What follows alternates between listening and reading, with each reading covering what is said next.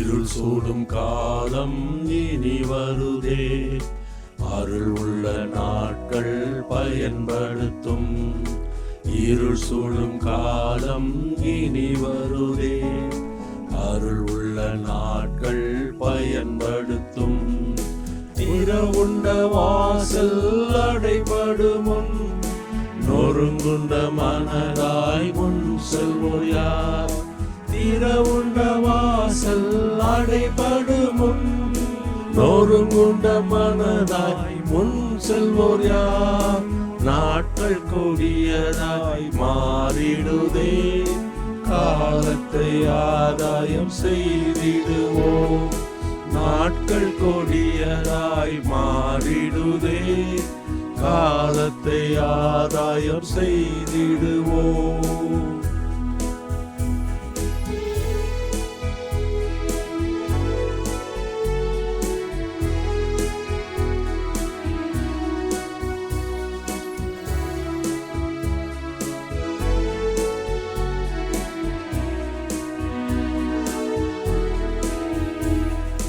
தரிசு நிலங்கள் அநேகம் உண்டு, தரிசனம் பெற்றோர் நீர் முன் வருவீர்.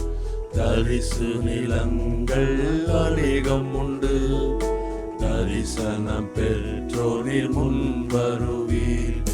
பரிசாக இயேசுவை அவர்களுக்கும் அளித்திட அன்பினால் எழுந்து செல்வீர்.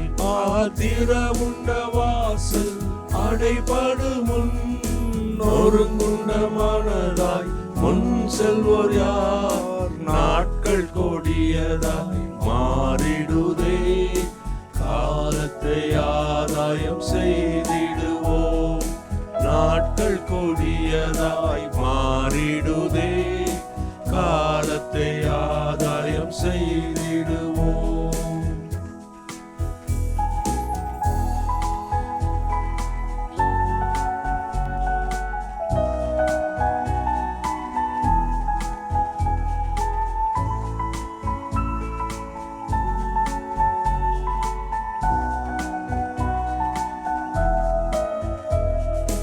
எத்தனை நாடுகள் இந்நாட்களில் கர்த்தரின் பணிக்கு தான் கதவடைத்தார்.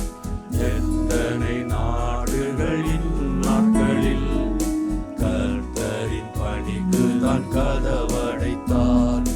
திறந்த வாசல் இன்று உனக்கெதிரில் பயன்படுத்தும் மக்கள் ஞானவான்கள்.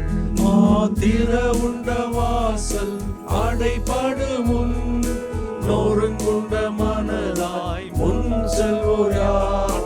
நாட்கள் கொடியதாய் மாறிடுதே, காலத்தை ஆதாயம் செய்திடுவோம்.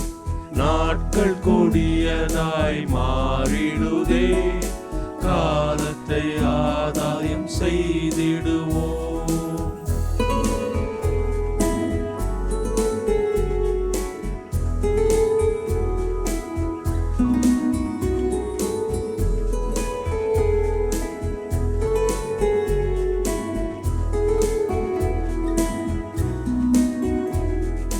விசுவாசிகள் என்னும் கூட்டம் உண்டு, அன்பு ஒன்றே அவர் நடுவில் உண்டு. விசுவாசிகள் என்னும் கூட்டம் உண்டு, அன்பு ஒன்றே அவர் நடுவில் உண்டு. ஒரு மனம் ஒற்றுமை அங்கு உண்டு என்று சொல்லும் நாட்கள் இன்று வேண்டும். திறவுண்ட வாசல் அடைபடுமுன், நொறுங்குண்ட மனதாய் முன் செல்வோர் யார்? நாட்கள் கொடியதாய் மாறிடுதே, காலத்தை ஆதாயம் செய்திடுவோம். நாட்கள் கொடியதாய் மாறிடுதே, காலத்தை ஆதாயம் செய்திடுவோம்.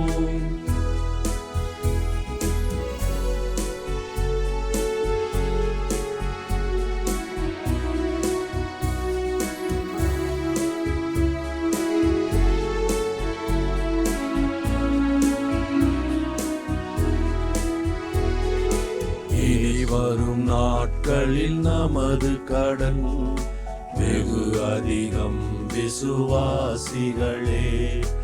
இனி வரும் நாட்களில் நமது கடன் வெகு அதிகம் விசுவாசிகளே. நம்மிடை உள்ள ஐக்கியமே வெற்றியும் தோல்வியும் ஆகிடுமே. ஆத்திர உண்ட வாசல் அடைபடும் முன் நொறுங்குண்ட மனதாய் முன் செல்வோர் யார்? நாட்கள் கொடியதாய் மாறிடுதே, காலத்தை ஆதாயம் செய்திடுவோம். நாட்கள் கொடியதாய் மாறிடுதே, காலத்தை ஆதாயம் செய்திடுவோம்.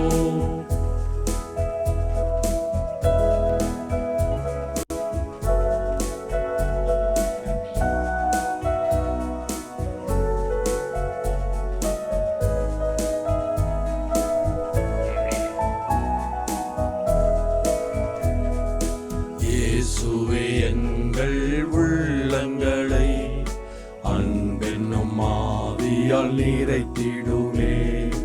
இயேசுவே எங்கள் உள்ளங்களை அன்பென்னும் ஆவியால் நிறைத்திடுமே. இந்தியாவின் எல்லா தெருக்களிலும் இயேசுவின் நாமமும் நிறைந்திடவே. ஆத்திர உண்ட வாசல் அடைபடும் முன் நொறுங்குண்ட மனதாய் முன் செல்வோர் யார்?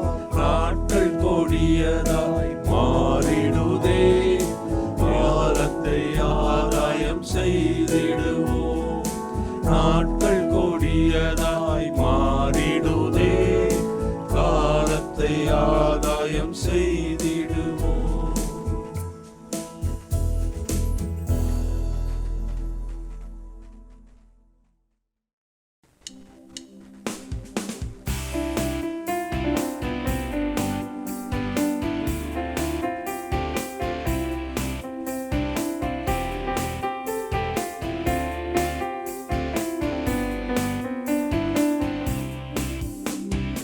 ஆனந்த துதி ஒலி கேட்கும், ஆடல் பாடல் சத்தமும் தோணிக்கும். ஆகாய விண்மீனாய் அவர் ஜனம் பெருகும், ஆண்டவர் வாக்கு பலிக்கும். ஆகாய விண்மீனாய் அவர் ஜனம் பெருகும், ஆண்டவர் வாக்கு பலிக்கும். மகிமைப்படுத்துவேன் என்றாரே, மகிபனின் பாசம் பெரியதே. மங்காத புகழுடன் வாழ்வோம், மாட்சி பெற்றுயர்ந்திடுவோமே. குறுகிட மாட்டோம், குன்றிட மாட்டோம், கரையில்லா தேவனின் வாக்கு. குறுகிட மாட்டோம், குன்றிட மாட்டோம், கரையில்லா தேவனின் வாக்கு. ஆனந்த துதி ஒலி கேட்கும், ஆடல் பாடல் சத்தமும் தோணிக்கும். ஆகாய விண்மீனாய் அவர் ஜனம் பெருகும், ஆண்டவர் வாக்கு பலிக்கும். ஆகாய விண்மீனாய் அவர் ஜனம் பெருகும், ஆண்டவர் வாக்கு பலிக்கும்.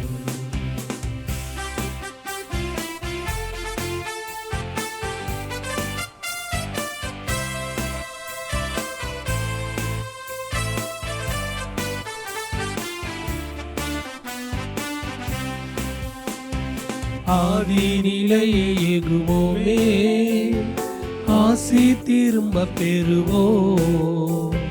பாழான மண்மேடுகள் யாவும் பாராளும் வேந்தன் மனையாகும்.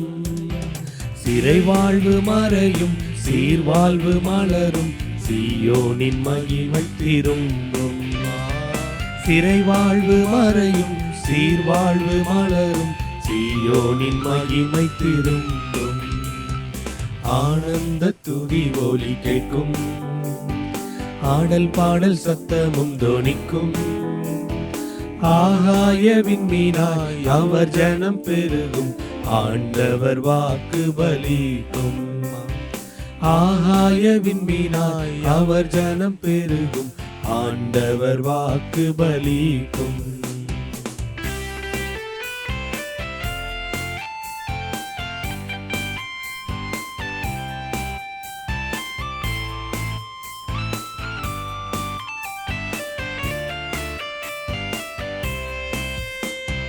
விடுதலை முழங்கிடுவோமே, விக்கீனம் யாவும் அகலும். இடுக்கண்கள் சூழ்ந்திடும் வேளை, இரட்சகர் மீட்பருள்வாரே. நுகங்கள் முறிந்திடும், கட்டுகள் அருந்திடும், விடுதலை பெருவிழா காண்போம். நுகங்கள் முறிந்திடும், கட்டுகள் அருந்திடும், விடுதலை பெருவிழா காண்போம். ஆனந்த துதி ஒலி கேட்கும், ஆடல் பாடல் சத்தமும் தொனிக்கும். ஆகாய விண்மீனாய் அவர் ஜனம் பெருகும், ஆண்டவர் வாக்கு பலிக்கும். ஆகாய விண்மீனாய் அவர் ஜனம் பெருகும், ஆண்டவர் வாக்கு பலிக்கும்.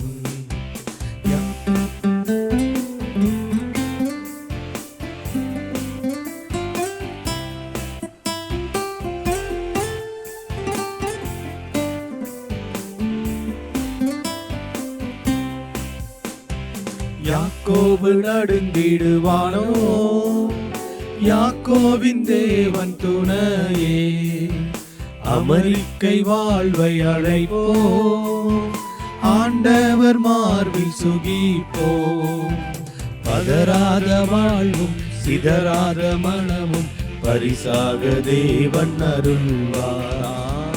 பதறாத வாழ்வும் சிதறாத மனமும் பரிசாக தேவன் அருள்வார். ஆனந்த துதி ஒலி கேட்கும், ஆடல் பாடல் சத்தமும் தொனிக்கும். ஆகாய விண்மீனாய் அவர் ஜனம் பெருகும், ஆண்டவர் வாக்கு பலிக்கும். ஆகாய விண்மீனாய் அவர் ஜனம் பெருகும், ஆண்டவர் வாக்கு பலிக்கும்.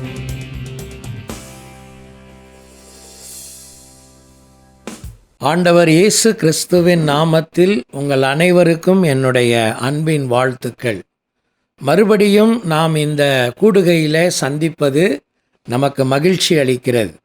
கடந்த வருடம் முழுவதும் கண்ணின் மணியைப் போல நம்மை பாதுகாத்து மீண்டும் ஒரு புதிய ஆண்டிலே நாம் பிரவேசிக்கவும் அதை தொடரவும் கிருபை அளித்த ஆண்டவருக்கு நாம் நன்றி சொல்லுவோம்.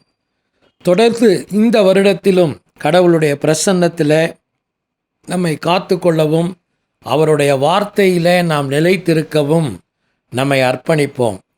எல்லாம் நமக்கு ஆசீர்வாதமாகவோ அல்லது நமக்கேற்ற வாய்ப்புகளாகவோ அமையும் என்று நாம் எதிர்பார்க்கக்கூடாது. வாழ்க்கை என்கிற பயணத்தில் நாம் அநேக மேடு பள்ளங்களை சந்திக்கத்தான் வேண்டும், ஏற்ற இறக்கங்களை நாம் சந்திக்கத்தான் வேண்டும். ஆனால் அவைகள் எல்லாவற்றின் நடுவிலேயும் ஆண்டவர் நம்மோடு இருக்கிறார் என்கிற விசுவாசம், நம்பிக்கை நம்மை உயிர்ப்பிக்க வேண்டும். அப்படிப்பட்ட கிருபையில் நாம் இந்த ஆண்டிலே பலப்படுவதற்கு ஆண்டவர் நமக்கு உதவி செய்வாராக. வெற்றிகரமான கிறிஸ்தவ வாழ்க்கை என்பது இன்றைக்கு பலருக்கு சவாலாக மாறியிருக்கிற ஒன்று. வாழ்க்கையின் நடைமுறைகளிலே நமக்கு பல நேரங்களிலே ஒரு பெரிய போராட்டமாக அமையக்கூடியது, நாம் பல இடங்களிலே கிறிஸ்தவ வாழ்க்கையிலே வெற்றி அடைய முடியவில்லை என்பதுதான். வாழ்க்கையின் வெற்றி என்பது, கிறிஸ்தவ வாழ்க்கையின் வெற்றி என்பது ஏதோ ஒரு காலகட்டத்தில் நிறைவேறி விடுகிற ஒன்று அல்ல, அல்லது ஒரு காலகட்டங்களிலே தொடர்ச்சியாக போவதின் மூலமாக அது ஒரு முடிவுக்கும் வருவதில்லை. ஆனால் நம்முடைய வாழ்க்கை முழுவதும் அது நம்முடன் பயணிக்கிறது என்பதை நாம் உணர்ந்திருக்க வேண்டும்.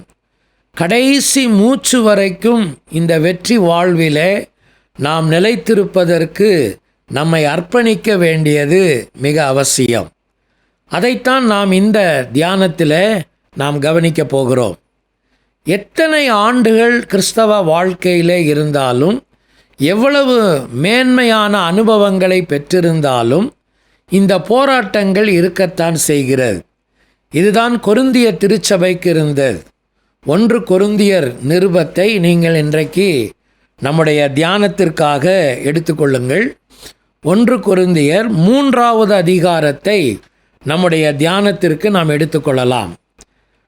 பவுல் தன்னுடைய ஊழியத்தில் சந்தித்த மிஷனரி பயணத்தில் சந்தித்து உருவாக்கின திருச்சபைகளில் ஒன்றுதான் கொரிந்திய திருச்சபை. அப்போஸ்தலர் நடபடிகள் 18வது அதிகாரத்தில் நீங்கள் இந்த திருச்சபையின் உருவாக்கத்தை குறித்தும் நிர்மாணத்தை குறித்தும் நீங்கள் வாசிக்கலாம். சில ஆண்டுகள் கழித்து பவுல் அதே திருச்சபைக்கு இந்த கடிதத்தை எழுதுகிறார். வேத ஆய்வாளர்களின் கருத்துப்படி இது 1 கொரிந்தியர் அல்ல, 2வது நிருபமாக இருக்க வேண்டும் என்பதுதான். ஏற்கனவே அவர்களுக்கு ஒரு கடிதத்தை எழுதியிருந்தார் என்பதை வேத ஆராய்ச்சியாளர்களும் சொல்லுகிறார்கள். நம்முடைய திருமறையும் அதை மறைமுகமாக சொல்லுகிறது. 1 கொரிந்தியர் 5ஆம் அதிகாரத்தில் 9வது வசனத்தில் நீங்கள் அதை கவனிக்கலாம். வாசிக்கிறோம், கவனியுங்கள். 1 கொரிந்தியர் 5ஆம் அதிகாரம் 9வது வசனம். விபச்சாரக்காரரோடே கலந்திருக்க கூடாதென்று நிருபத்தில் உங்களுக்கு எழுதினேன். ஆனாலும் இவ்வுலகத்தில் உள்ள விபச்சாரக்காரர், பொருளாசைக்காரர், கொள்ளைக்காரர், விக்கிரக ஆராதனைக்காரர் இவர்களோடு எவ்வளவும் கலந்திருக்க கூடாதென்று நான் எழுதவில்லை. அப்படியானால் நீங்கள் உலகத்தை விட்டு நீங்கி போக வேண்டியதாய் இருக்குமே. நான் உங்களுக்கு எழுதினது என்னவென்றால், சகோதரன் எண்ணப்பட்ட ஒருவன் விபச்சாரக்காரனாயாவது, பொருளாசைக்காரனாயாவது, விக்கிரக ஆராதனைக்காரனாயாவது, உதாசீனனாயாவது, வெறியனாயாவது, கொள்ளைக்காரனாயாவது இருந்தால் அவனோடே கலந்திருக்க கூடாது. அப்படிப்பட்டவனுடனே கூட புசிக்கவும் கூடாது. புறம்பே இருக்கிறவர்களை குறித்து தீர்ப்பு செய்கிறது என் காரியமா? உள்ளே இருக்கிறவர்களை குறித்தல்லவோ நீங்கள் தீர்ப்பு செய்கிறீர்கள். புறம்பே இருக்கிறவர்களை குறித்து தேவனே தீர்ப்பு செய்வார். ஆகையால் அந்த பொல்லாதவனை உங்களை விட்டு தள்ளி போடுங்கள். 9வது வசனத்தை நீங்கள் கவனிப்பீர்களானால், விபச்சாரக்காரரோடு கலந்திருக்க கூடாதென்று நிருபத்தில் உங்களுக்கு எழுதினேன் என்கிற வார்த்தை வருகிறதை நீங்கள் கவனிக்கலாம். என்னுடைய கரத்தில் இருக்கிற வேதாகமம் நாம் இப்பொழுது பயன்படுத்துகிற ஹென்றி பவர் அந்த மொழிபெயர்ப்பிலேயே திருத்தப்பட்ட ஒரு பதிப்பு, ரீஎடிட்டட் என்று இப்பொழுது ஒரு பதிப்பு வந்திருக்கிறது. இந்த பதிப்பில் 11வது வசனத்தின் இறுதியிலும் அதே வார்த்தையை பவுல் பயன்படுத்துகிறார். எழுதினேன் என்கிற ஒரு வார்த்தையை அவர் பயன்படுத்துவதை அது குறிப்பிடுகிறது. எழுதினேன் என்கிற வார்த்தை கடந்த கால நிலையில் இருப்பதை நீங்கள் கவனிக்கலாம். எனவே 1 கொரிந்தியரை எழுதும்போது விபச்சாரக்காரரோடு கலந்திருக்க கூடாதென்று எழுதினேன் என்று அவர் எழுதியிருப்பதினாலே ஏற்கனவே ஒரு கடிதத்தை அவர்களுக்கு எழுதியிருந்தார் என்பதை நாம் இதில் தீர்மானிக்கிறோம். அதை வைத்துதான் நான் இந்த காரியத்தை உங்களுக்கு சொன்னேன். எனவே இது அவருடைய 2வது கடிதம் என்றே நாம் தீர்மானிக்கலாம். இந்த தீர்மானத்தோடு நாம் இந்த அதிகாரத்தில் தொடரும்போது அவர்கள் இன்னும் தடுமாற்றத்தில் இருந்தார்கள் என்பதை நீங்கள் புரிந்து கொள்ளலாம். 1 கொரிந்தியர் 1ஆம் அதிகாரத்தில் முழுவதுமாக நீங்கள் தியானத்தோடு உங்கள் வீடுகளில் அமர்ந்து அந்த வேத பகுதிகளை நீங்கள் தியானிக்க வேண்டும். நீங்கள் இப்பொழுது அதை நீங்கள் கவனித்து கொண்டால் போதுமானது. 1 கொரிந்தியர் நிருபத்தில் 1ஆம் அதிகாரத்தில் 5வது வசனத்தில் இருந்து அதற்கு கீழே வருகிற 9வது வசனம் வரைக்கும் உள்ள வேத பகுதிகளை நீங்கள் அமைதியாக படித்து பார்ப்பீர்களானால் அவர்களுடைய வாழ்க்கையின் வெற்றி பக்கங்களை அது நமக்கு விவரிக்கிறதை நீங்கள் கவனிக்கலாம். எப்படி அவர்கள் வெற்றிகரமான ஒரு கிறிஸ்தவ வாழ்க்கையை அவர்கள் வாழ்ந்தார்கள் என்பதை நீங்கள் அங்கே கவனிக்கலாம். ஆனால் அதே நபர்களை பார்த்துதான் 3ஆம் அதிகாரத்தில் பவுல் அவர்களுக்குள் இருந்த பிரச்சனைகளையும் தடுமாற்றங்களையும் அவர்களோடு பகிர்ந்து கொள்ளுகிறார். எனவே ஒரு பக்கத்தில் வெற்றி அடைந்த மக்களாக காணப்பட்டவர்களுக்கு அடுத்த பக்கத்தில் தடுமாற்றங்கள் இருந்தது, அதில் வெற்றி அடைவதில் போராட்டங்களும் இருந்தது என்பதை நீங்கள் கவனிக்கலாம். இதில் அவர் பயன்படுத்துகிற ஒரு முக்கியமான பதத்தை இந்த தியானத்தில் உங்களுக்கு முன்பாக நான் கொண்டு வர விரும்புகிறேன். 1 கொரிந்தியர் 3ஆம் அதிகாரத்தில் நான் சொல்லுகிற அந்த பதங்கள் எந்தெந்த வசனங்களில் வருகிறது என்பதை மாத்திரம் நீங்கள் குறித்து கொள்ளுங்கள். அதை நீங்கள் அமைதியாக படித்து கொண்டால் போதுமானது. 1வது வசனத்திலேயும் 3வது வசனத்திலேயும் 4வது வசனத்திலேயும் அந்த பதங்கள் வருவதை நீங்கள் கவனிக்கலாம். என்ன பதங்கள் அது? மாம்சத்திற்கு உரியவர்கள் என்கிற பதத்தை நீங்கள் பார்க்கலாம். முதல் வசனத்தை மட்டும் நாங்கள் இப்பொழுது வாசிக்கிறோம், நீங்கள் கவனியுங்கள். 3ஆம் அதிகாரம் 1 வசனம். மேலும் சகோதரரே, நான் உங்களை ஆவிக்குரியவர்கள் என்று எண்ணி உங்களுடனே பேசக்கூடாமல் மாம்சத்துக்குரியவர்கள் என்றும் கிறிஸ்துவுக்குள் குழந்தைகள் என்றும் எண்ணி பேச வேண்டியதாயிற்று. இங்கே நீங்கள் அந்த வார்த்தையை கவனித்திருப்பீர்கள். மாம்சத்திற்கு உரியவர்கள் என்கிற வார்த்தையை நீங்கள் அங்கே கவனித்திருப்பீர்கள்.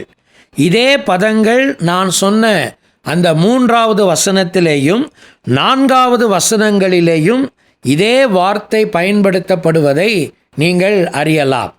எனவே ஒரு மனிதனுடைய வாழ்க்கையில் அவனுடைய வெற்றி வாழ்வுக்கு தடையாக அமைவது என்ன? அவனுடைய வெற்றி வாழ்க்கையில் போராட்டத்தை ஏற்படுத்துவது என்ன? மாம்சத்திற்கு உரிய வாழ்க்கை. மாம்சம் என்கிற அந்த பதத்தை நீங்கள் கவனிக்கலாம். எப்படி அதை புரிந்து கொள்வது? மாம்சம் என்கிற வார்த்தை நம்முடைய தமிழ் மொழிபெயர்ப்பில், நாம் பயன்படுத்துகிற மொழிபெயர்ப்பில் அப்படித்தான் இருக்கிறது. ஆனால் திருவிவிலியம் என்கிற மொழிபெயர்ப்பில் இந்த வார்த்தை ஊன் இயல்பு என்று மொழிபெயர்க்கப்பட்டிருக்கிறது. மிக சரியான நல்ல வார்த்தையாக நீங்கள் அதை கவனிக்கலாம். ஊன் இயல்பு. மாம்சம் என்றால் என்ன? ஊன் இயல்பு. ஊன் என்றால் மாம்சம், இயல்பு என்றால் தன்மை. மாம்சத்தின் தன்மை என்பதுதான் அதனுடைய பொருள். எனவே உன்னுடைய கிறிஸ்தவ வெற்றி வாழ்க்கையில் எப்பொழுதுமே எனக்கு தடையாக அமைந்திருப்பது என்ன? என்னுடைய மாம்சத்தின் தன்மைகள், ஊன் இயல்புகள். கார்னல் என்கிற வார்த்தை ஆங்கிலத்தில் பயன்படுத்தப்படுவதை நீங்கள் கவனிக்கலாம். இந்த வார்த்தையை நீங்கள் கிரேக்க பதத்திலிருந்து நீங்கள் வாசிக்கும்போது சைக்கிகோஸ் என்கிற கிரேக்க பதம், சைக்கிகோஸ் என்கிற கிரேக்க பதம் நமக்கு சொல்லக்கூடிய வார்த்தை என்னவென்றால் மேன் வித்தவுட் த ஸ்பிரிட் என்று அது சொல்லப்படுகிறது.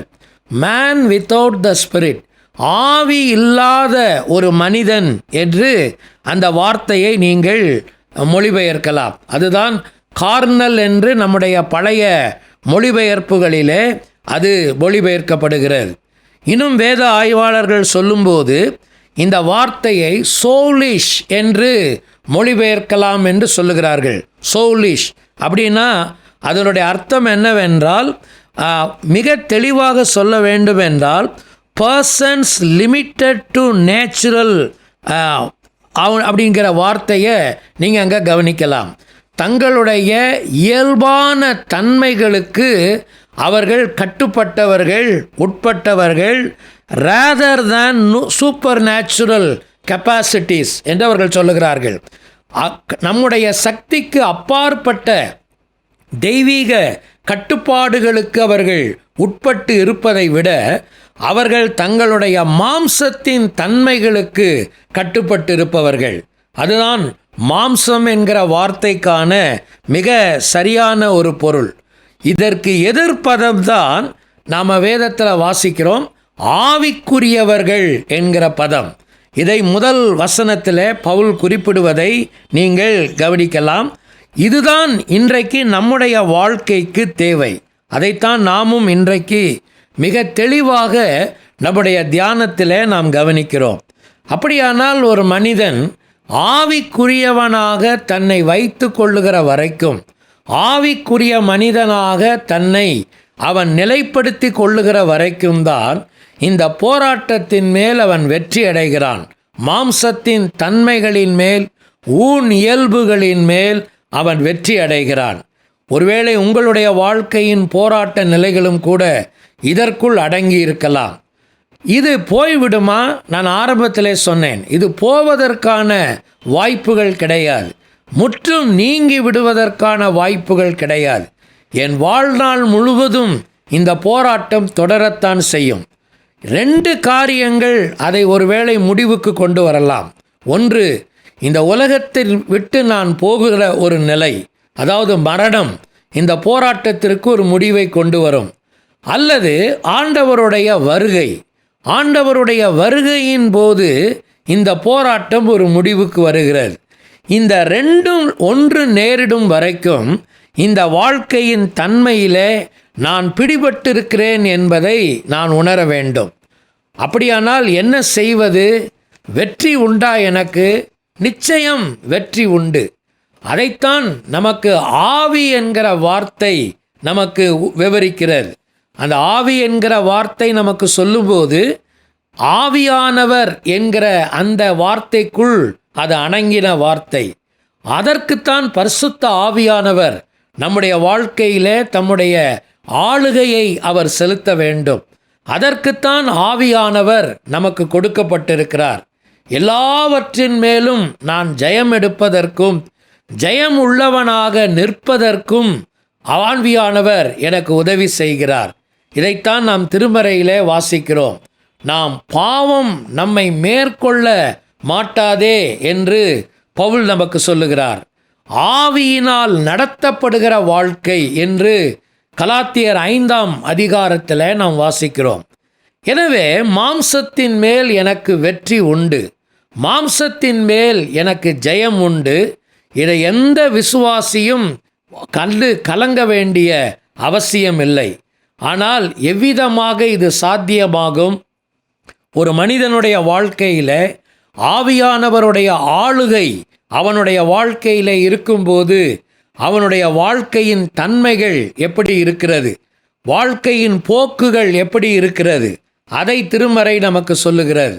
அதே நேரம் ஒரு மனிதன் தன்னை ஆவிக்குரியவன் என்று சொல்லியும் மாம்சீகத்தின் தன்மைக்குள்ளே பிடிபட்டிருக்கும்போது, அதன் தன்மைகளுக்குள் தன்னை அடக்கிவிட்டிருக்கும்போது அவனுடைய வாழ்க்கையின் தன்மைகள் என்ன, பாதிப்புகள் என்ன என்பதை குறித்தும் திருமறை நமக்கு போதிக்கிறது.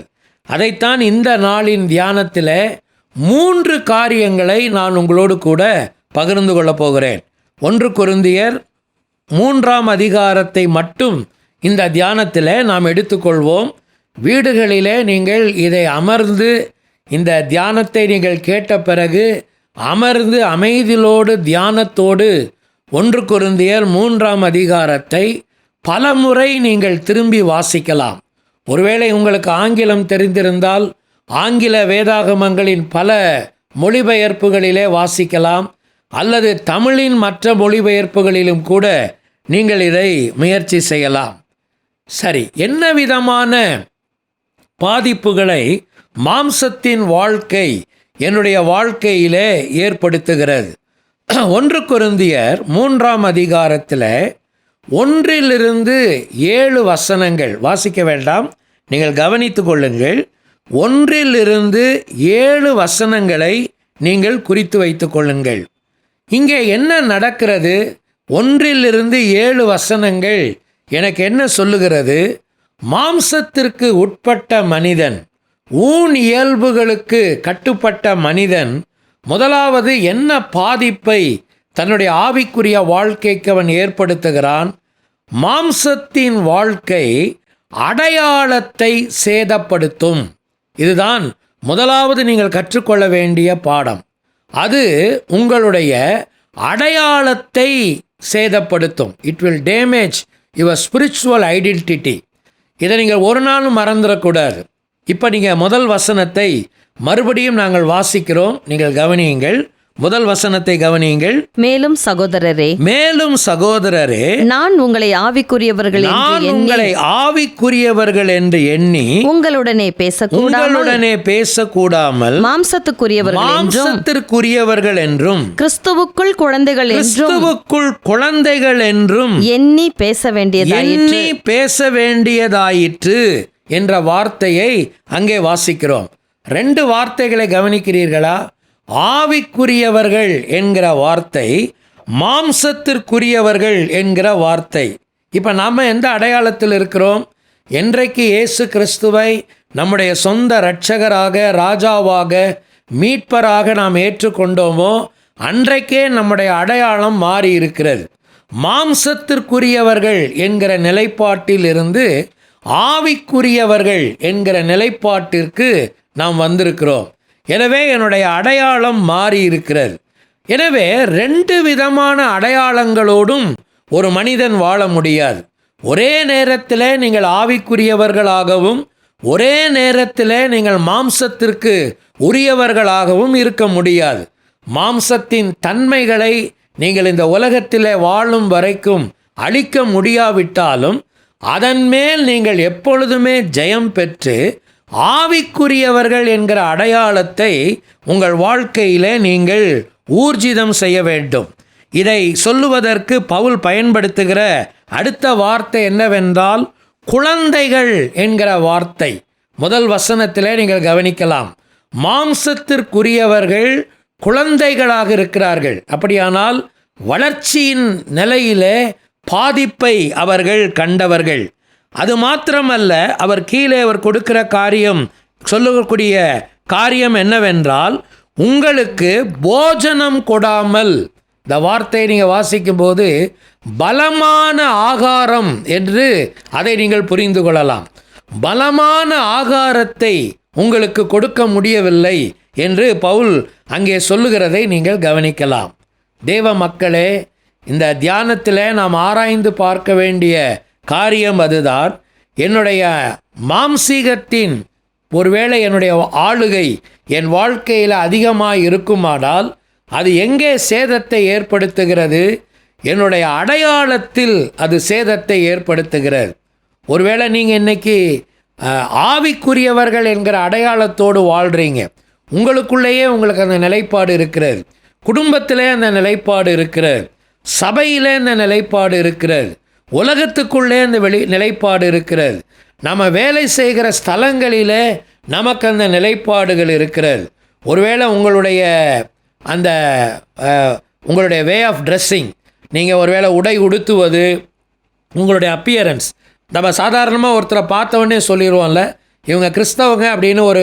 ஒரு பெண்மணியை பார்க்கும்போது அவங்களுடைய உருவ அமைப்பை பார்க்கும்போதே நம்ம சொல்கிறோம், இவங்க பார்க்கும்போதே இவங்க கிறிஸ்தவர்கள் என்று தெரிகிறது என்று நம்ம சொல்கிறோம் இல்லையா? ஒருவேளை அந்த அடையாளங்கள் எல்லாம் ஆண்களாகவோ பெண்களாகவோ நாம் பல நேரங்களிலே கொடுத்து விடுகிறோம். ஆனால் இந்த அடையாளத்தின் போராட்டம் எங்கே தொடர்கிறது என்றால் உள்ளான வாழ்க்கையில் தான் தொடர்கிறது. இதில் என்ன காரணங்கள்? பவுல் அதை இதை சொல்கிறதுக்கான காரணம் என்ன? அப்படியானால் எப்படி அதை நான் மேற்கொள்வது? இந்த மாம்சத்தின் மேல் எனக்கு எப்படி வெற்றியை நான் எடுத்துக்கொள்வது? ஆவிக்குரியவனாக என்னுடைய அடையாளத்தை நான் எப்படி நிலைப்படுத்துவது? இவர்களுக்குள் இருந்த 3 பிரச்சனைகளை, இதற்கு அடிப்படையில் இருந்த 3 பிரச்சனைகளை பவுல் இங்கே குறிப்பிடுகிறதை நீங்கள் கவனிக்கலாம். இந்த முதல் குறிப்பிலேயே நீங்கள் இதை வைத்து கொள்ளணும். இந்த முதல் குறிப்பிலேயே அடையாளத்தின் சேதம் இவர்களுக்குள்ளே ஏற்பட்டதற்கான காரணம் அல்லது அதனுடைய தாக்கம் என்கிற நிலையிலேயே இதை நீங்கள் பார்க்கலாம். முதல்ல நீங்கள் என்ன வாசிக்கிறீங்க? பண்புகளில் மாற்றம் காணாமை. இதுதான் அவர்களுக்குள் ஏற்பட்ட முதல் சேதம். அடையாளம் சேதப்படுத்தப்படும்போது இதுதான் வெளிப்பாடாக வெளியே வரும். அவர்களுடைய பண்புகளில் வருகிற சேதம் அல்லது பண்புகளில் மாற்றம் காணாமை. இயேசு கிறிஸ்துவை இரட்சகராக ஏற்றுக்கொண்ட பிறகு பரிசுத்த ஆவியானவரின் நிறைவில் நான் இருக்கிறேன் என்றால் என்னுடைய தன்மைகளிலே, பண்புகளிலே மாற்றங்கள் நிகழ வேண்டும். 3வது வசனத்திலே பவுல் அங்கே சொல்லுகிறார். நீங்கள் அந்த வார்த்தையை கவனியுங்கள். 3வது வசனம், ஏனெனில் நீங்கள் இன்னும் மாம்சத்திற்கு உரியவர்களாக இருக்கிறீர்கள். இந்த வார்த்தையை கவனிச்சிங்களா? மாம்சத்திற்கு உரியவர்களாக இருக்கிறீர்கள். அந்த வசனத்தை நாங்கள் வாசிக்கிறோம், கவனியுங்கள். 3வது வசனம் எப்படி தொடர்கிறது? கீழே இருக்கிற வார்த்தையில் பொறாமையும் வாக்குவாதமும் பேதகங்களும் உங்களுக்குள் இருக்கிறபடியால் நீங்கள் மாம்சத்திற்குரியவர்களாய் இருந்து மனுஷ மார்க்கமாக நடக்கிறீர்கள் அல்லவா. இந்த வார்த்தையை கவனிச்சீங்களா? பொறாமை, வாக்குவாதம், பேதங்கள். அந்த வார்த்தையை இப்போ எடிட் பண்ணும்போது பிரிவினைகள் என்று அதை எடிட் பண்ணியிருக்கிறாங்க. நல்ல வார்த்தை நினைக்கிறேன், நம்ம எல்லாருக்கும் அது புரியும். பிரிவினைகள். எனவே உங்களுக்குள்ளே பொறாமைகள் இருக்கிறது, உங்களுக்குள்ளே வாக்குவாதங்கள் இருக்கிறது, உங்களுக்குள்ளே பிரிவினைகள் இருக்கிறது. ஒருவேளை பண்பு நிலைகளிலே மாற்றங்கள் இருக்குமானால் பொறாமைகள் வராது அங்கே. இது உள்ளான வாழ்க்கை. பொறாமை என்பது ஒரு மனிதனுக்குள் இருக்கிறது என்பதை யாரும் சாதாரணமாக வெளியில் கண்டுபிடிக்க முடியாது. அது உள்ளதாக இருக்கும். ஆனால் அது எப்படி வெளியே வருகிறது, அது வெளியே வருகிற தன்மை எப்படி வருகிறது? வாக்குவாதங்களின் மூலமாகவோ பிரிவினைகளின் மூலமாகவோ அது வெளிக்காட்டப்படுகிறது. இதுதான் முதல் சேதம். 2வது அவர் என்ன சொல்றாரு? 2வது வசனத்தை வாசிக்க கேளுங்கள். 2வது வசனம் 1 கொரிந்தியர் 3:2. நீங்கள் பலன் இல்லாதவர்கள் உங்களுக்கு போஜனம் கொடாமல் பாலை குடிக்க கொடுத்தேன். இன்னமும் நீங்கள் மாம்சத்துக்குரியவர்களாய் இருக்கிறபடியால் இப்பொழுதும் உங்களுக்கு பலன் இல்லை. நீங்க இந்த வார்த்தையை கவனிச்சீங்களா? நீங்கள் பலமான போஷாக்கை ஏற்க இயலாதவர்கள் என்று பவுல் அவர்களை பார்த்து சொல்லுகிறார். ஏன் இந்த அடையாளத்தில் பிரச்சனை வருகிறது? மாம்சத்தின் ஆதிக்கம் வருவதற்கான 2வது காரணம் என்ன? பலமான போஷாக்கை ஏற்க இயலாத நிலை. பால், போஜனம் என்கிற வார்த்தை, குழந்தைகள் அல்லது பலமான ஆகாரம், பலன் இல்லாதவர்கள் பலன் என்கிற வார்த்தை, இதெல்லாம் நமக்கு அந்த நிலையை உறுதிப்படுத்துகிறது. பலமான போஷாக்கை என்றால் அர்த்தம் என்ன? வசனத்தின் போதனையிலேயே நல்ல ஆழ்ந்த போதனைகளை, பலமான போதனைகளை நீங்கள் ஏற்க இயலவில்லை என்பதுதான். ஒரு கிறிஸ்தவ விசுவாசி கிறிஸ்தவ வாழ்க்கைக்குள் வந்த பிறகு ஆரம்பத்தில் அவன் ஒருவேளை மிக எளிமையான சத்தியங்களுக்கு தன்னுடைய வாழ்க்கையை உட்படுத்தும் போது காலப்போக்கிலே அவனுக்கு ஏற்படும் வளர்ச்சியிலே அவன் பலமான ஆகாரத்திற்கு மாற வேண்டும் அல்லவா? எளிமையான ஆகாரம் ஆரம்பத்திலே நல்லது, ஆனால் வளர்ச்சியின் போக்கிலே அவனுக்கு பலமான ஆகாரம் தேவை. உங்களுக்கு ஆழ்ந்த சத்தியங்களையும் இன்னும் வேதத்தின் எல்லா பகுதிகளையும் படிக்க வேண்டும் என்கிற ஆர்வமும், அதிலிருந்து கடவுளுடைய போஷாக்கை பெற வேண்டும் என்கிற ஆர்வமும் துடிப்பும் உங்களுக்குள்ளே இல்லாமல் இருக்கிறது என்றால் நீங்கள் இந்த நிலையில்தான் இருக்கிறீர்கள். 3வது பவுல் சொல்லுகிற வார்த்தை என்ன?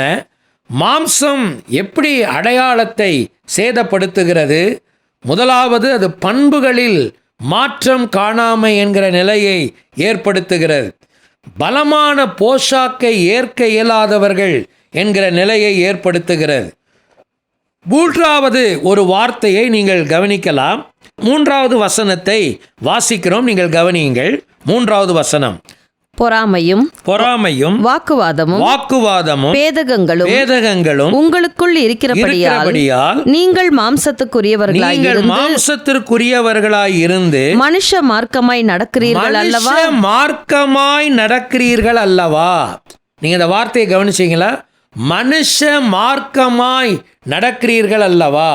அடையாளத்தை சேதப்படுத்துகிறவன் பண்புகளில் மாற்றம் காணாதவன். அடையாளத்தை சேதப்படுத்துகிறவன் பலமான போஷாக்கை ஏற்க இயலாதவன். 3வதாக மனுஷ மார்க்கமாய் நடக்கிறவன். இந்த மனுஷ மார்க்கம் என்கிற வார்த்தையை இன்னொரு தமிழ் மொழிபெயர்ப்பு மனித போக்குகள் என்று மொழிபெயர்க்கிறது. மனித போக்கு என்றால் அர்த்தம் என்ன? ஹியூமன் ஸ்டாண்டர்ட்ஸ் என்று சொல்லுகிறார்கள், ஹியூமன் வேஸ் என்று சொல்லுகிறார்கள், மனித தராதரங்கள், மனித வழிகள். இன்னும் ஒரு நல்ல மொழிபெயர்ப்பு கிரேக்க வார்த்தையிலிருந்து சொல்லும்போது புத்துயிர் பெறாத மக்கள்.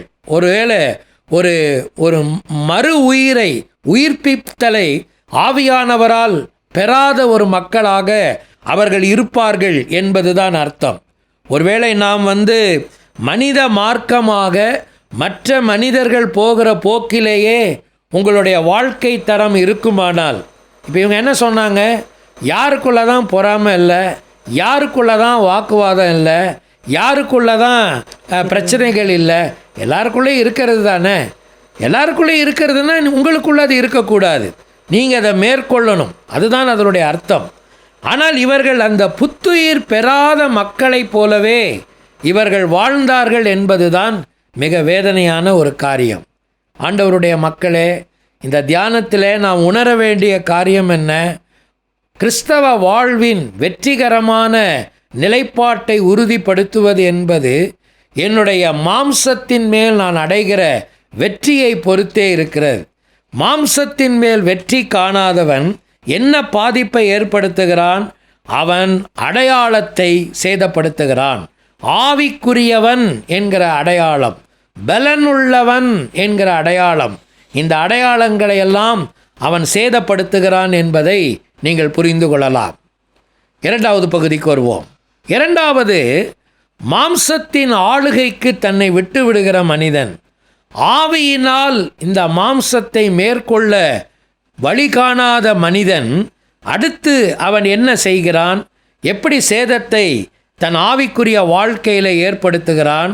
நான் இப்படி சொல்லுகிறேன், கவனியுங்கள். மாம்சம் ஸ்தானத்தின் புரிதலில் சேதத்தை ஏற்படுத்தும்.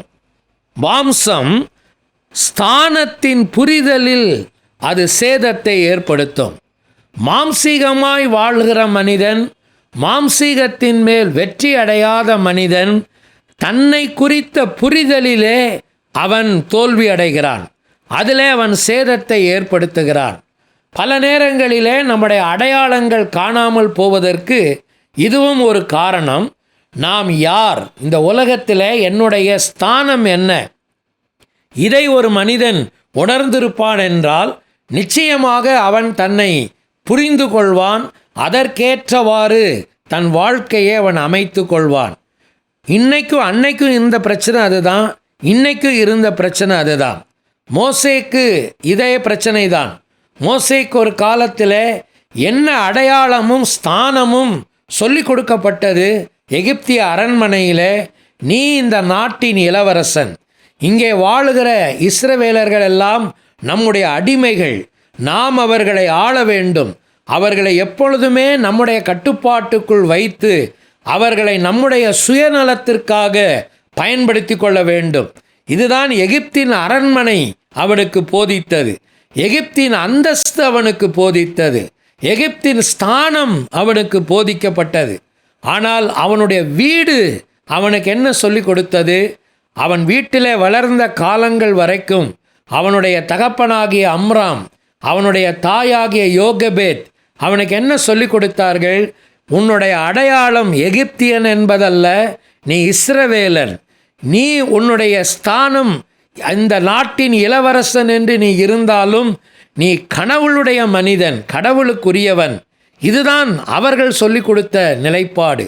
அதிலே ஒரு நல்ல புரிதல் ஒரு காலகட்டத்தில் மோசேக்கு உண்டானதினால்தான் உலக பிரகாரமான அடையாளத்தை தூக்கி எறிந்துவிட்டு, ஸ்தானத்தை தூக்கி எறிந்துவிட்டு அவன் அந்த நாட்டை விட்டே வெளியேறி போனான் என்று எபிரேயர் 11ஆம் அதிகாரத்தில் நாம் தெளிவாக வாசிக்கிறோம். இப்போ கொரிந்தியர்களுக்கு ஏற்பட்ட பிரச்சனை என்ன? தாங்கள் யார் என்ற அந்த ஸ்தானத்தை புரிந்து கொள்ளுதலிலே அவர்களுக்கு பிரச்சனை. அதுதான் மாம்சத்தின் ஆளுகைக்கும் மாம்சத்தின் பாதிப்புகளுக்கும் காரணமாயிருந்தது. இதிலேயும் 3 உட்குறிப்புகளை நான் உங்களோடு பகிர்ந்து கொள்கிறேன். முதல், அவர்களுடைய தவறான புரிதல் எங்கே இருந்தது? 9வது வசனத்தை வாசிக்கிறோம், கவனியுங்கள். 1 கொரிந்தியர் 3ஆம் அதிகாரம் 9வது வசனம். நாங்கள் தேவனுக்கு உடன் வேலையாட்களாய் இருக்கிறோம். நாங்கள் தேவனுக்கு உடன் வேலையாட்களாய் இருக்கிறோம். நீங்கள் தேவனுடைய பண்ணையும் தேவனுடைய மாளிகையுமாய் இருக்கிறீர்கள்.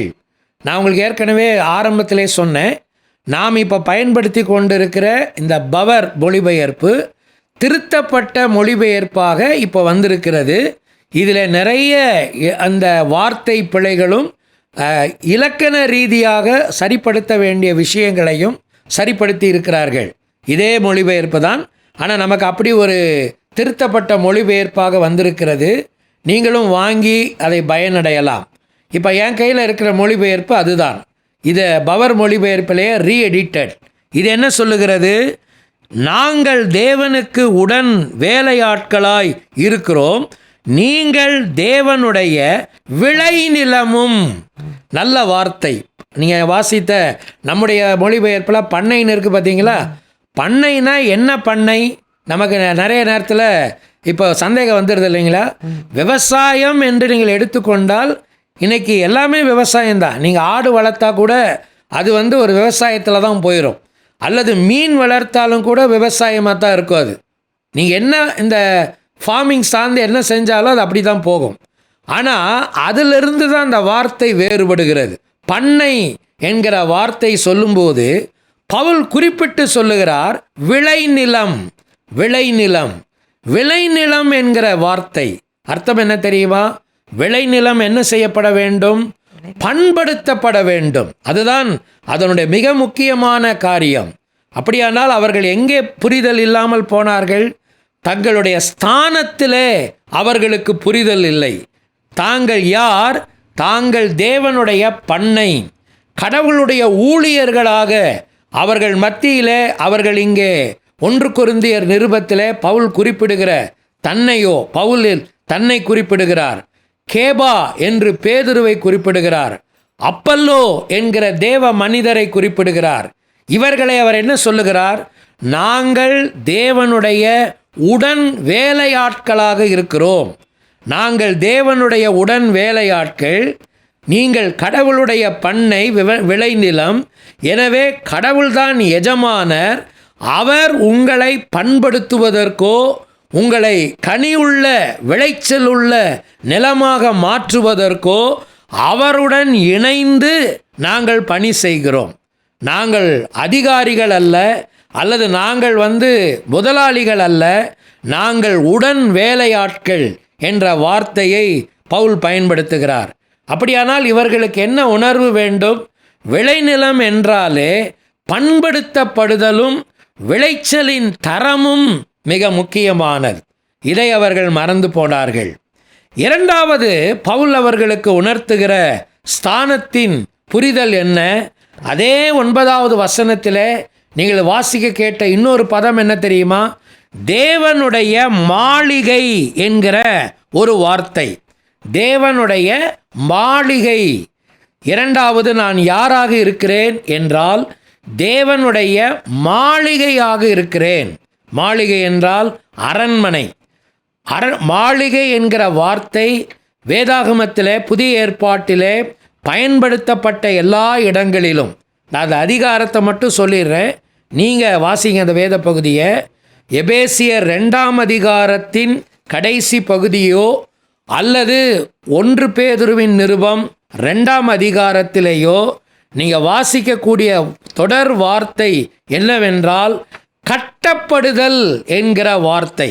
எப்போவுமே மாளிகை என்கிற வார்த்தை கட்டப்படுதல் என்கிற வார்த்தையோடு தொடர்புடையது. நீ உன்னை மாளிகை என்று நீ உன்னை புரிந்து கொள்வாயானால், உன்னை நீ சரியான ஸ்தானத்தை உணர்வாயானால், நீ கட்டப்படுவதற்கு முன் வருவாய். இதுதான் இரண்டாக நடக்கிற ஒரு காரியம். மூன்றாவது, மாம்சத்தின் ஒருவேளை அந்த ஆளுகை அவர்களுடைய வாழ்க்கையிலே ஏற்படுத்தின அந்த ஸ்தானத்தின் புரிதலிலே ஏற்பட்ட பிரச்சனை என்ன? மூன்றாவது ஒரு வார்த்தையை பவுல் 16வது வசனத்திலே பயன்படுத்துகிறார். வாசிக்கிறோம், கவனியுங்கள். 16வது வசனம். நீங்கள் தேவனுடைய ஆலயமாய் நீங்கள் இருக்கிறீர்கள் தேவனுடைய என்றும் ஆலயமாய் இருக்கிறீர்கள் என்றும். தேவனுடைய ஆவி தேவனுடைய ஆவி என்ற வார்த்தை ஆவியானவர் என்று இந்த ரீஎடிட்டட்ல இருக்கு. தேவனுடைய ஆவி உங்களில் வாசமாய் இருக்கிறார் என்றும் உங்களில் வாசம் பண்ணுகிறார் என்றும் அறியாதிருக்கிறீர்களா? நான் இந்த எடிஷன்ல வாசிக்கிறேன், கவனிங்க. நீங்கள் தேவனுடைய ஆலயமாய் இருக்கிறீர்கள் என்றும் தேவனுடைய ஆவியானவர் உங்களில் வாசம் பண்ணுகிறார் என்றும் அறியாதிருக்கிறீர்களா? It gives you better understanding, இல்லையா? இது இன்னும் கொஞ்சம் நல்ல புரிதலை நமக்கு கொடுக்கிறது. மூன்றாவது, மாம்சம் ஏற்படுத்தின அந்த ஸ்தானத்தின் தவறான புரிதலிலே ஏற்பட்ட பாதிப்பென்ன? அவர்கள் தாங்கள் ஆலயம் என்பதை மறந்து போனார்கள். இதுதான் அங்கு ஏற்பட்ட பிரச்சனை. அப்படியானால் ஆலயம் என்றால் என்ன செய்யப்பட வேண்டும்? அது காக்கப்பட வேண்டும். காக்கப்படுதல்னா செக்யூரிட்டி ஃபோர்ஸ் வச்சு அதுக்கு வந்து செக்யூரிட்டி ஃபோர்ஸ் வச்சு அதுக்கு ஒரு பாதுகாப்பு கொடுக்கறதுன்னு அர்த்தம் கிடையாது. ஆலயம் என்றாலே அதன் புனிதத்தன்மை காக்கப்பட வேண்டும். சாதாரணமாக நம்ம ஆண்டவரை ஆராதிக்கிற கட்டடங்கள், ஆலயங்கள் என்று நாம் பயன்படுத்துகிற கட்டடங்களுக்கே நம்ம எவ்வளோ மரியாதை கொடுக்குறோம், எவ்வளோ கனத்தை கொடுக்குறோம், எவ்வளோ புனிதமாக அதை நினைக்கிறோம்.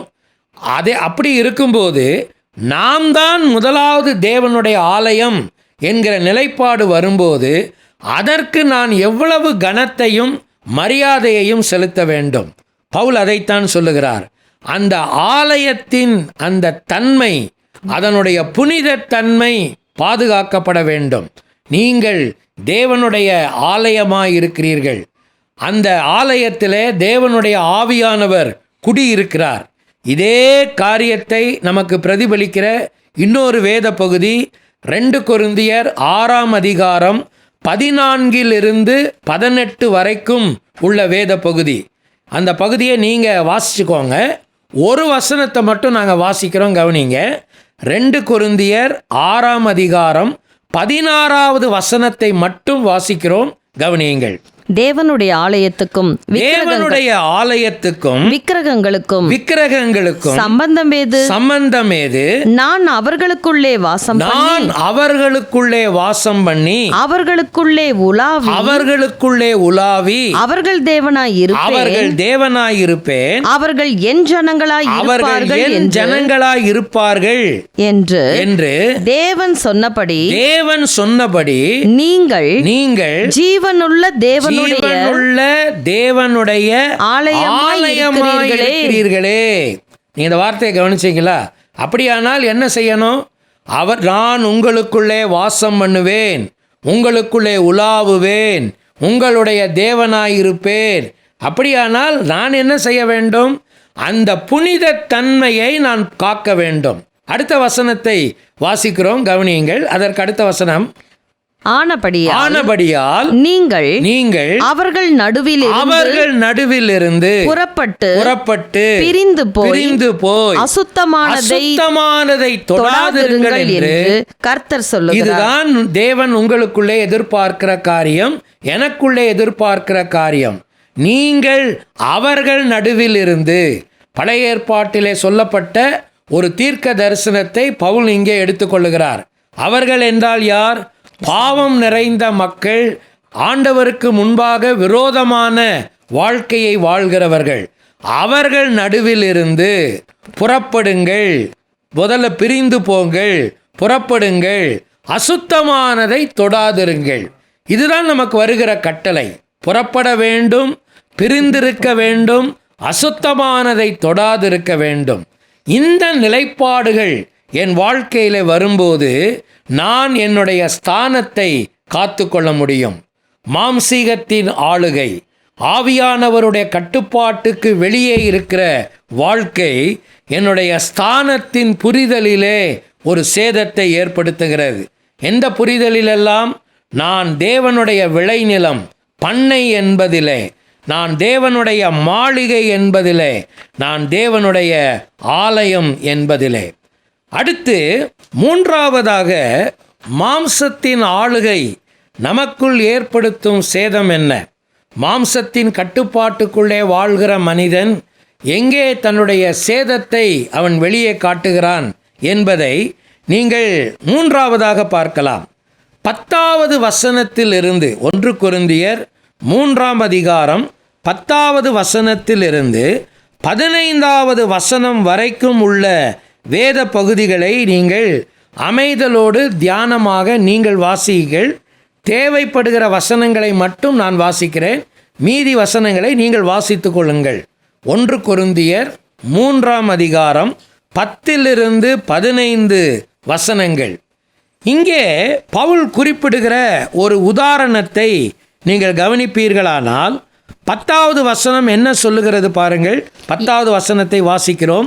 எனக்கு அளிக்கப்பட்ட தேவ கிருபையின்படியே புத்தியுள்ள சிற்பாசாரியை போல அஸ்திபாரம் போட்டேன், வேறொருவன் அதின் மேல் கட்டுகிறான், அவன் தான் அதின் மேல் இன்ன விதமாய் கட்டுகிறான் என்று பார்க்க கடவன். நீங்கள் அந்த வார்த்தைகளை கவனிப்பீர்களானால் கட்டுதல் என்கிற வார்த்தையை நீங்கள் அங்கே கவனிக்கலாம்.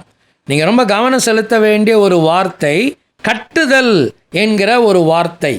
ஒவ்வொரு கிறிஸ்தவனுக்கும் அவன் ஒரு கட்டுமானத்திலே ஈடுபட்டிருக்கிறான் என்பதை பவுல் மிக தெளிவாக சொல்லுகிறார்.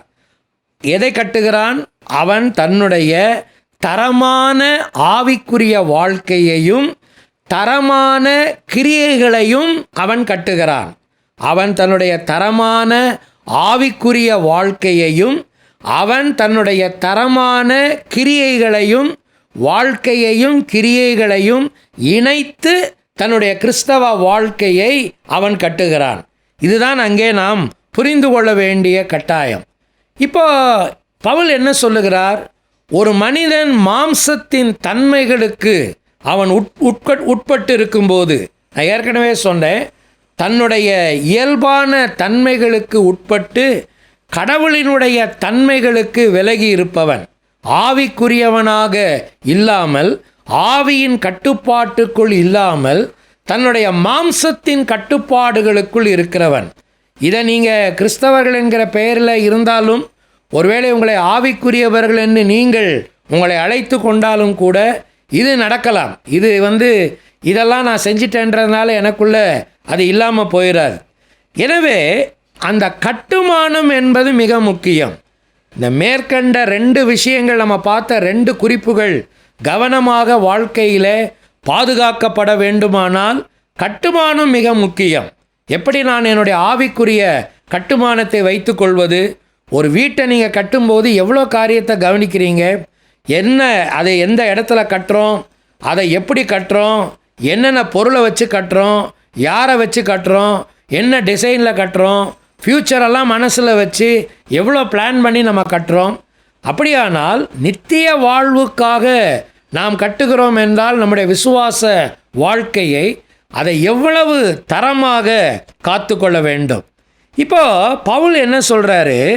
முடிவை சொல்லிட்டு நான் உங்களுக்கு அதுக்கப்புறமா நான் அதனுடைய ஆரம்பத்துக்கு நான் வர்றேன். 15வது வசனத்தை 14-15 நீங்கள் வாசிக்கிறோம், கவனிங்க. 14-15. அதின் மேல் ஒருவன் கட்டினது நிலைத்தால் அவன் கூலியை பெறுவான். ஒருவன் கட்டினது வெந்து போனால் அவன் நஷ்டமடைவான். அவனோ ரட்சிக்கப்படுவான். அதுவும் அக்கினியில் அகப்பட்டு தப்பினது போல் இருக்கும். இப்ப நீங்க கவனிச்சீங்களா? இப்ப என்ன வாசிக்கிறோம் நம்ம? ஏன் என்னுடைய கட்டுமானம், ஆவிக்குரிய கட்டுமானம் மிக முக்கியம் என்றால், அது எனக்கு ஒரு நாள் கொடுக்க போகிற நித்தியத்திற்கான பலன், அதுதான் ரொம்ப முக்கியம். அந்த நித்தியத்திற்கான பலன் என்னவாக இருக்கலாம்? ஒன்று, அது வெந்து போன ஒன்றாக இருக்கலாம். நான் கையில் வச்சிருக்கிற இந்த எடிஷனில் நம்மளதில் வெந்து போனால்னு இருக்குது, இதில் எரிந்து போனால் அப்படின்னு வருகிறது. நஷ்டமடைதல் என்கிற வார்த்தை அங்கே வருகிறது. அடுத்து நிலைத்திருந்தால், நீங்கள் பாருங்கள், நிலைத்திருந்தால் அவன் கூலியை பெறுவான். கூலியை பெறுவான் அர்த்தம் என்னன்னா, அவனுக்கேற்ற பலனை அவன் பெற்றுக்கொள்வான். அப்படியானால் என்னுடைய ஆவிக்குரிய வாழ்க்கையை நான் எவ்வளவு கவனமாக நிர்மாணிக்க வேண்டும். மாம்சம் என்னுடைய தரமான கட்டுமானத்தை சேதப்படுத்தும். அப்படின்னா அதுக்கு அர்த்தம் என்ன? மாம்சீகத்தின் ஆளுகைக்குள்ளே இருக்கிறவன் தன்னுடைய வாழ்க்கையின் தரமான கட்டுமானத்திற்கு அவன் சேதத்தை ஏற்படுத்துகிறான். நீங்கள் ஒரு கேள்வி கேளுங்க, நீங்கள் கட்டுகிற மனிதர் தானா? அதை நீங்கள் எப்படியெல்லாம் உங்களுடைய ஆவிக்குரிய தரமான வாழ்க்கையை கட்டுகிறீர்கள்? 3 விஷயத்தை நான் இதுக்குள்ளேயும் உங்களுக்கு சொல்ல விரும்புகிறேன். இந்த தரமான கட்டுமானத்தை சேதத்திலிருந்து காப்பாற்றுறதுக்கு நம்ம என்ன செய்யணும், என்ன செஞ்சோம்னா இந்த தரமான கட்டுமானம் இல்லாமல் போயிடும், இருக்கும், நம்ம கவனிக்கலாம். முதலாவது, கட்டும் முறை மிக முக்கியமானது, அல்லது கட்டும் விதம் என்று நீங்கள் அதை வைத்துக்கொள்ளலாம். நீங்கள் பாருங்கள், 10வது வசனத்தை வாசிக்கிறோம், கவனிங்க. 10வது வசனத்தை வாசிங்க. எனக்கு அளிக்கப்பட்ட தேவ கிருபையின்படியே, எனக்கு அளிக்கப்பட்ட தேவ கிருபையின்படியே புத்தியுள்ள சிற்பாசாரியைப் போல, புத்தியுள்ள சிற்பாசாரியைப் போல அஸ்திபாரம் போட்டேன். அஸ்திபாரம் போட்டேன். வேறொருவன் அதின்மேல் கட்டுகிறான். வேறொருவன் அதன் மேல் கட்டுகிறான். அவனவன் தான் அதின்மேல் இன்ன விதமாய் கட்டுகிறான் என்று பார்க்க கடவன். இப்ப நீங்க இந்த வசனத்தை கவனிச்சிங்க. கட்டும் முறை, கட்டும் முறைன்னா என்ன தெரியுங்களா? It should have a strong foundation. அதுதான் முக்கியம். அதற்கு ஒரு தரமான அஸ்திபாரம் தேவை. ஒருவேளை அஸ்திபாரம் போடாமல் நம்ம இன்றைக்கி பில்லர் போடுறோம், தட்ஸ் டிஃப்ரெண்ட். எனிவே, நம்ம ஏதோ ஒன்று அஸ்திபாரம் என்கிற நிலைப்பாட்டில் ஒன்று பழங்கால முறைமையின்படி நம்ம அஸ்திபாரத்தை போட்டுட்டு நம்ம கட்டுறோம், அல்லது பில்லர் போட்டு நம்ம கட்டுறோம். ஏதோ ஒன்று, எனக்கு ஒரு ஃபவுண்டேஷன் தேவை. நம்ம கேட்குறோம் இல்லையா? பில்டிங்கை பார்த்து இதை எதன் மேலே கட்டியிருக்கிறீங்கன்னு நம்ம கேட்குறோம் இல்லையா? கட்டும் முறை மிக முக்கியமானது. அப்படின்னா என்னது? சரியான அஸ்திபாரத்தின் மேல் அது கட்டப்படுகிறதா? பவுல் சொல்லுகிறாரு, நான் என்னுடைய கட்டடத்தை, ஆவிக்குரிய கட்டடத்தை சரியான அஸ்திபாரத்தின் மேல் கட்டியிருக்கிறேன். அப்படின்னா இந்த அஸ்திபாரம் யார் போட்டது? மனிதர்கள் போட்டதல்ல, இது சர்வ வல்லமையுள்ள கடவுளால் போடப்பட்டது. அதான் பவுலங்க அந்த வார்த்தையை சொல்கிறாரு, போடப்பட்டிருக்கிற அஸ்திபாரமாகிய இயேசு கிறிஸ்துவை அல்லாமல் வேறே அஸ்திபாரத்தை போட ஒருவனாலும் முடியாது. இப்போ பவுல் சொல்கிற அர்த்தம் என்ன தெரியுங்களா? இப்போ நீங்கள் அடிச்சுக்கிறீங்களே, யார் கூட நாங்கள் சேர்ந்துருக்கிறோம் அப்படின்னு நீங்கள் உங்களுக்குள்ளே போட்டி போட்டுக்கிறீங்களே, பவுலை சேர்ந்தவன், கேபாவை சேர்ந்தவன், அப்பல்லோவை சேர்ந்தவன் போட்டி போட்டுக்கிறீங்களே, அஸ்திபாரத்தை நாங்கள் யாருமே போடலை. அஸ்திபாரத்தை போட்டது சர்வ வல்லமையுள்ள திரியேக தேவன். அதை கேபா போடலை, அதை பவுல் போடலை, அதை அப்பல்லோ போடலை, போட்டது ஆண்டவர். எனவே அதன் மேல்தான் நானும் கட்டணும், நீங்களும் கட்டணும். எல்லாருக்கும் ஒரே வழிதான், எந்த மாற்றமும் இல்லை. எனவே சரியான அந்த கட்டுமானம் மிக முக்கியம். கட்டும் முறை. எப்பொழுது என்னுடைய கட்டுமானம் சேதப்படுத்தப்படுகிறது என்றால், கட்டும் விதத்திலே, முறையிலே, அடிப்படையிலே பிரச்சனை வரும்போது. ஒரு கேள்வியை நம்ம இன்னைக்கு கேட்கலாமா? இன்றைக்கும் நம்முடைய திருச்சபைகளிலே மலிந்திருக்கிற ஒரு பிரச்சனை என்னவென்றால், இதுதான் பிரச்சனை. யார் மேலே நாங்கள் நிற்கிறோன்றதை தான் அவங்க தங்கள் வாழ்க்கையில் சொல்கிறாங்க. அவங்க யாரோ ஒரு மனிதர்களை சொல்லும்போது, நாங்கள் இந்த நிறைய சபைகளில் நான் இன்னைக்கு பார்க்குற காரியம், சபைகள் கட்சி பிரிவினைகளால் பிரிந்திருக்கிறது. நாங்கள் அவரை சேர்ந்தவங்க, நாங்கள் இவரை சேர்ந்தவங்க, நாங்கள் அந்த குரூப்பு, நாங்கள் இந்த குரூப்பு, நாங்கள் இவர் பின்னால் நிற்கிறோம், நாங்கள் அவர் பின்னால் நிற்கிறோம். இந்த மாதிரி மனிதர்களை மையப்படுத்திய பிரிவினைகளால் இன்றைக்கு சபை நிறைந்திருக்கிறது. பவுல் சொல்கிறாரு, சபைகளுக்குள்ளே தேவன் அதிகாரங்களை கொடுத்திருக்கிறார். ஆனால் அந்த எல்லா அதிகாரங்களும் கடவுளின் கீழ் செயல்படுகிறது. கேபாவோ அப்பல்லோவோ பவுலோ யாரும் தனிச்சையாய் இந்த பணியை செய்யவில்லை. கடவுள் அவர்களுக்கு கொடுத்த அதிகாரத்தின் அடிப்படையிலே, அழைப்பின் அடிப்படையில் தான் செய்கிறார்கள். ஆனால் அவர்களும் கடவுளுக்கு கட்டுப்பட்டவர்கள்தான். நீங்களும் அதே ஆண்டவருக்கு கட்டுப்பட்டவர்கள்தான். எனவே நம்ம எல்லாருக்குமே அஸ்திபாரம் ஒன்றுதான். உங்களுடைய அஸ்திபாரம் யார் மேல் இருக்கிறது?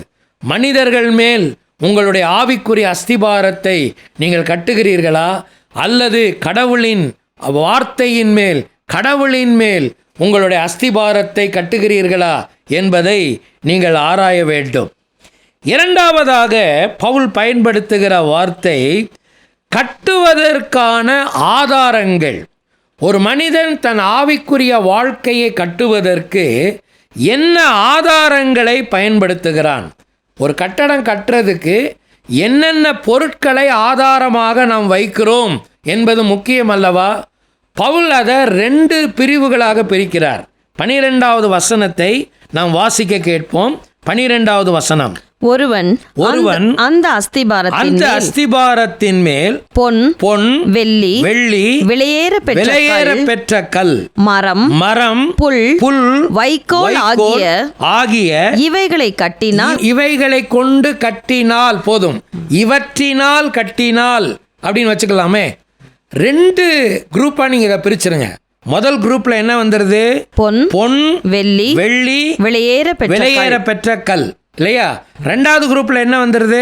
மரம் புல் வைக்கோல். மரம் புல் வைக்கோல் என்பது 2வது பிரிவில் வந்துருது, இல்லைங்களா? பொன் வெள்ளி விலையேற பெற்ற கல் முதல் குரூப்ல, மரம் புல் வைக்கோல் என்பது 2வது பிரிவில் வந்துடுது. இப்போ பவுல் என்ன சொல்றாரு? முதல் சொல்லப்பட்ட 3 பொருட்கள் தரமான பொருட்கள். 2வது சொல்லப்பட்ட 3 பொருட்களும் தரமற்ற பொருட்கள். அப்படின்னா மேலே நிற்கிறது, மேலே சொல்லப்பட்ட விஷயங்கள் எல்லாம் தரமான வாழ்க்கைக்கு வழி நடத்தும். கீழே இருக்கிறது தரமான வாழ்க்கைக்கு வழி நடத்தாது. இதுதான் தரமான ஆதாரங்கள் நமக்கு வேண்டும். கிறிஸ்தவ வாழ்க்கையை நம்ம கட்டும்போது எப்படி வேணாலும் கட்டிடலான்னு நீங்கள் நினைக்கக்கூடாது. அதுக்கு என்னங்க, ஆவிக்குரிய வாழ்க்கைன்னு இருந்தால் எப்படி வேணாலும் இருக்கலாம், கடவுளுக்குள்ளே இருக்கணும், அவ்வளோதானே அப்படின்னா முடியாது. ஆண்டவர் இதைத்தான் மத்தேயு எழுதின நற்செய்தி நூல் 7ஆம் அதிகாரத்தின் கடைசி வசனங்களிலே 2 பேர் வீடு கட்டின சம்பவத்தை பற்றி சொல்லும்போது ஆண்டவர் இதை தான் சொன்னார். கண்மலையின் மேல் தன் வீட்டை கட்டினவன், மணலின் மேல் தன் வீட்டை கட்டினவன் அப்படின்னு சொல்லும்போது அஸ்திபாரத்தை பற்றி தான் ஆண்டவர் அங்கே பேசினார். ஒருவன் அஸ்திபாரத்தை கற்பாறையின் மேலும் ஒருவன் தன் அஸ்திபாரத்தை மணலின் மேலும் போட்டதனுடைய விளைவு கட்டுமானமும் சேர்ந்து நாசமானது. எனவே அஸ்திபாரமும் முக்கியமானது, கட்டுமானமும் மிக முக்கியமானது. கட்டுமானமும் அஸ்திபாரமும் ஒன்றோடொன்று இணைந்திருக்க வேண்டும்.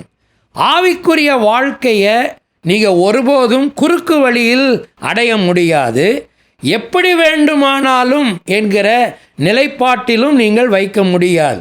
இப்படித்தான் என்பதுதான் விதிமுறை. அப்படின்னா அர்த்தம் என்னது? பொன் வெள்ளி விலையேற பெற்ற கல் என்பதுதான் தரமான ஆதாரம். நீங்கள் மரம் புல் வைக்கோலுக்கு போனீங்கன்னா, தரமற்ற கிரியை தரமற்ற வாழ்க்கைக்கு போனீங்கன்னா அது உங்கள் இஷ்டம்.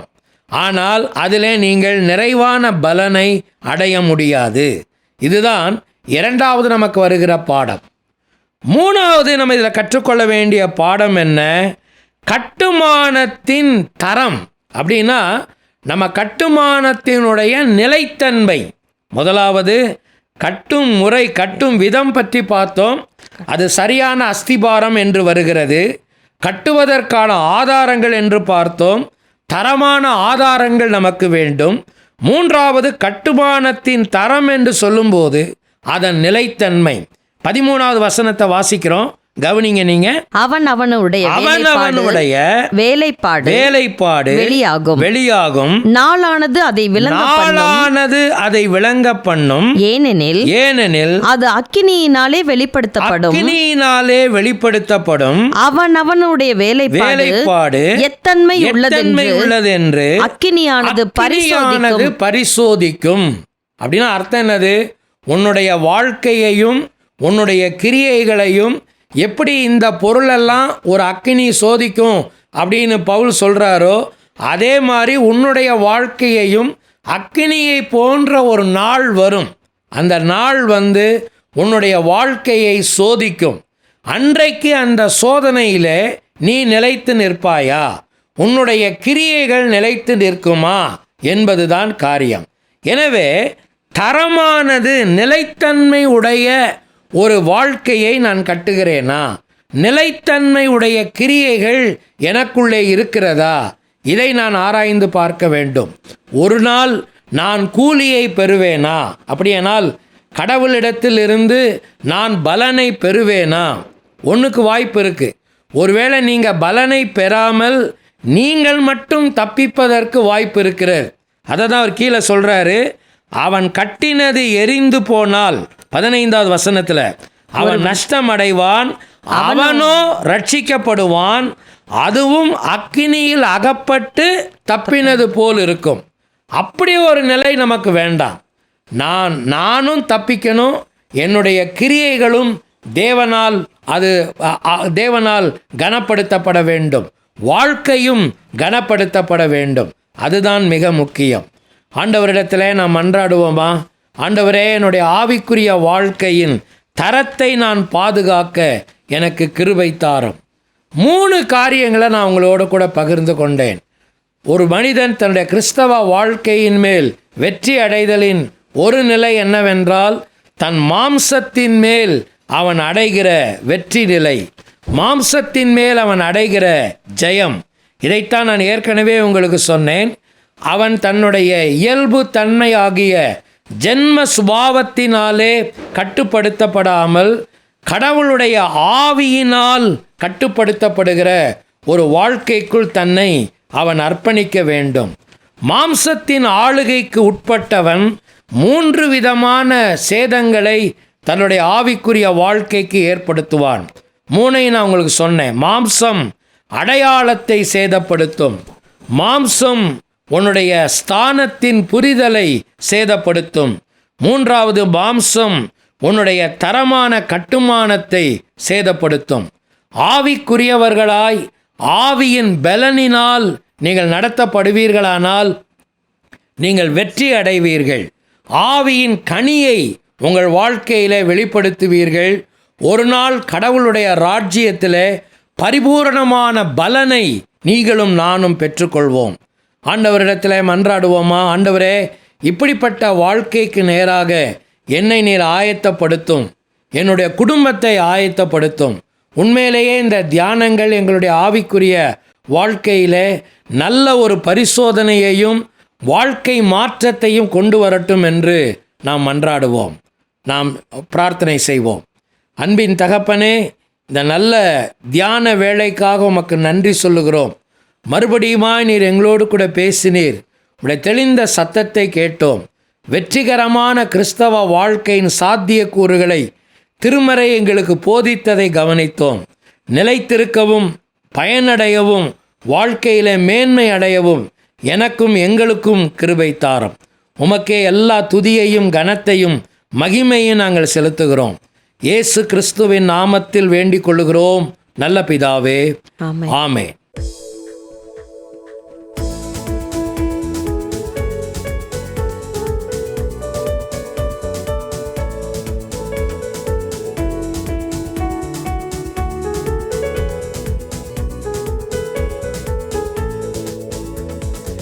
எலியாவின் தேவன் நம் தேவன், வல்லமையின் தேவன் நம் தேவன். எலியாவின் தேவன் நம் தேவன், வல்லமையின் தேவன் நம் தேவன். தாசர்களின் ஜெபம் கேட்பார், வல்ல பெரும் காரியம் செய்திடுவார். தாசர்களின் ஜெபம் கேட்பார், வல்ல பெரும் காரியம் செய்திடுவார். கர்த்தரே தேவன், கர்த்தரே தேவன் என்றே ஆர்ப்பரிப்போம். கர்த்தரே தேவன், கர்த்தரே தேவன் என்றே ஆர்ப்பரிப்போம். வேண்டிடும் பக்தர்களின் ஜெபம் கேட்டே பனிமலை நிறுத்தினார் வல்ல தேவன். வேண்டிடும் பக்தர்களின் ஜெபம் கேட்டே பனிமலை நிறுத்தினார் வல்ல தேவன். பஞ்சகாலத்தின் விதைவை வீட்டில் பாத்திரங்களை அவர் ஆசீர்வதித்தார். பஞ்சகாலத்தின் விதைவை வீட்டில் பாத்திரங்களை அவர் ஆசீர்வதித்தார். கர்த்தரே தேவன், கர்த்தரே தேவன் என்றே ஆர்ப்பரிப்போம். கர்த்தரே தேவன், கர்த்தரே தேவன் என்றே ஆர்ப்பரிப்போம்.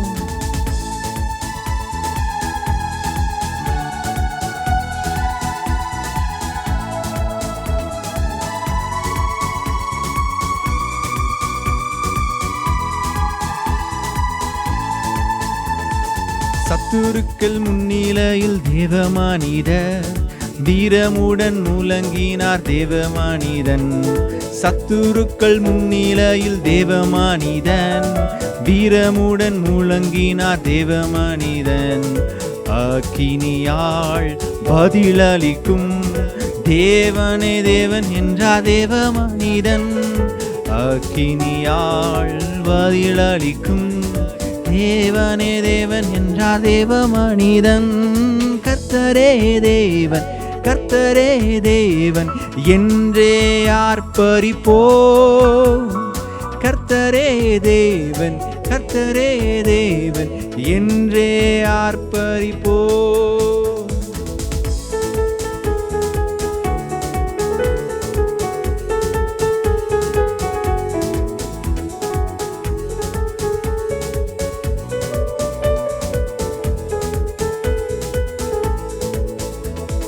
தேவஜனம் கூட்டி சேர்த்தே தேவமனிதன் பலிபீடம் செப்பனிட்டு பலி மீந்தார்.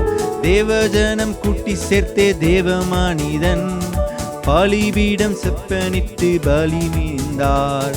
கேட்டருளும் கேட்டருளும் என்றே கதறினா தேவமனிதன். கேட்டருளும் கேட்டருளும் என்றே கதறினா தேவமனிதன்.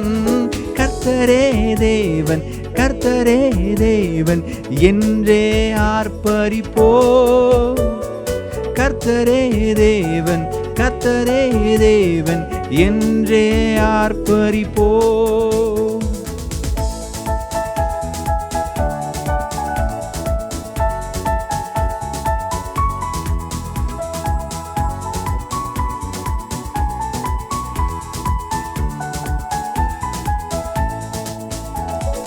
வானங்களை திறந்தே வல்ல தேவன் அக்கினியால் பதில் தந்தார் ஜீவதேவன். வானங்களை திறந்தே வல்ல தேவன் அக்கினியால் பதில் தந்தார் ஜீவதேவன். கர்த்தரே தேவன், கர்த்தரே தேவன் என்றே பணிந்தனர் ஜீவஜனங்கள். கர்த்தரே தேவன், கர்த்தரே தேவன் என்றே பணிந்தனர் தேவஜனங்கள். கர்த்தரே தேவன், கர்த்தரே தேவன் என்றே ஆர்ப்பரிப்போம். கர்த்தரே தேவன், கர்த்தரே தேவன் என்றே ஆர்ப்பரிப்போம்.